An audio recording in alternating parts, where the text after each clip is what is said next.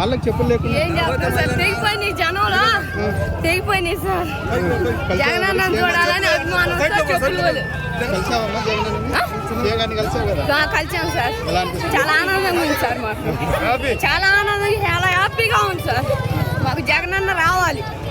అమ్మ కూడా వస్తుంది సార్, రైతు భరోసా వస్తుంది,